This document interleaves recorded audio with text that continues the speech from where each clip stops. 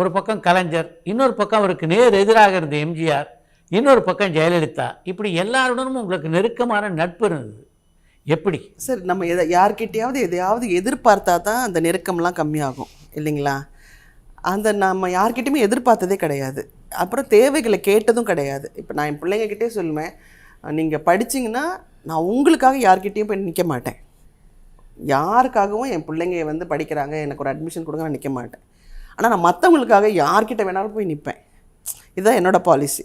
அந்த மாதிரி இவங்க எல்லாருமே நீங்கள் கலைஞரப்பெல்லாம் பார்த்தீங்கன்னா, ஒரு சிவராமன் சொல்லி ஒரு ஆர்டிஸ்ட் இருந்தார் இல்லைங்களா, அவங்க பையனுக்கு வந்து நியூ காலேஜில் ஒரு சீட்டு, அது 2 சீட்டு தான். அந்த 2 சீட்டில் வந்து ஒன்று வந்து அப்துல் ரஹ்மான் சார் கொடுத்தாங்க, இன்னொரு சீட்டு நான் போய் கலைஞரப்பாட்ட கேட்குறேன், எனக்கு தான் கொடுத்தாரு அந்த ஒரு சீட்டு.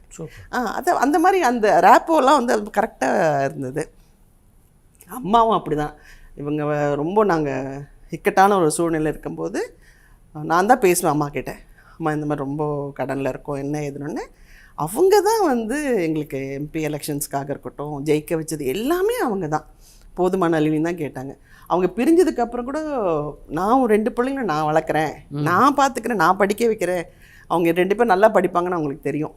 அப்போ நான் சொன்னேன், இல்லைங்க, நான் அந்த கஷ்டம் என்னென்னு பிள்ளைங்களுக்கும் தெரியணும், வேண்டாமா அப்படின்னு. ஸோ கடைசி வரைக்கும் அந்த ரேப்போ தம்பி கல்யாணத்துக்கு என்னோடய எல்லா சம்மந்தியும் கூப்பிட்டு வர வச்சு சாப்பாடு போட்டு அழகாக சொன்னாங்க, நளினி வந்து நீங்கள் எல்லோரும் என்ன சொல்கிறீங்க, அவள் தான் கிரேட்டு, தான் நிற்க வச்சு அந்த குழந்தைங்கள படிக்க வச்சு இப்படி கல்யாணம் பண்ணி எல்லாம் பண்ணியிருக்கா அப்படின்னு சொல்லி ரொம்ப என்னை பற்றி ரொம்ப பெருமையாக பேசினாங்க என் சம்மந்திக்கிட்டலாம்.